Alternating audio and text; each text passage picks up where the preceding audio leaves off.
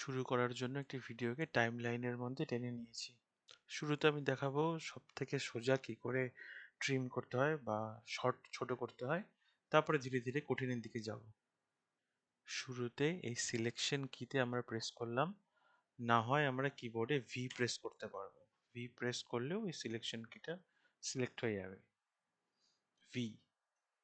এরপরে এই টাইম মার্কারকে যেখান থেকে ট্রিম করতে চাইবেন বা শর্ট করতে চাইবেন, যেখান থেকে চাইবেন সেখানে এটি রেখে দেন।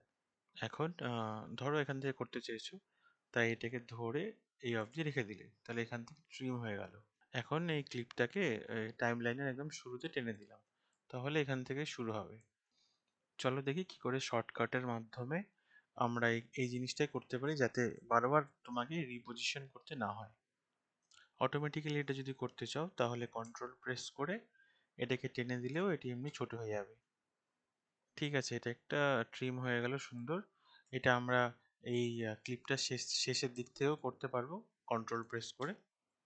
এরপরে আমরা আমাদের এই ভিডিওর মধ্যে কয়েকটা কাট মারবো।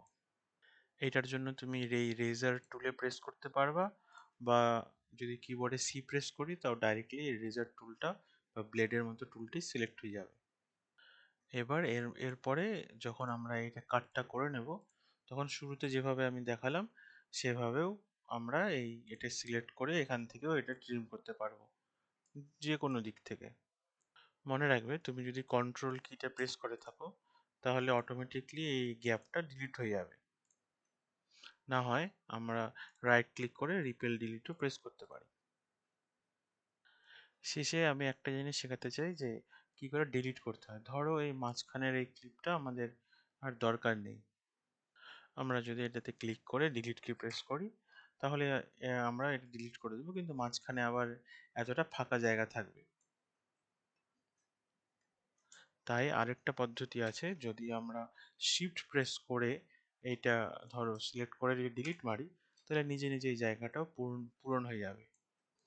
ব্যাস এতটাই। এখন তুমি নিজে নিজে ট্রিমও করতে পারবে এবং কোনো ভিডিওকে মাঝখান থেকে কাটও করতে পারবে, ডিলিটও করতে পারবে।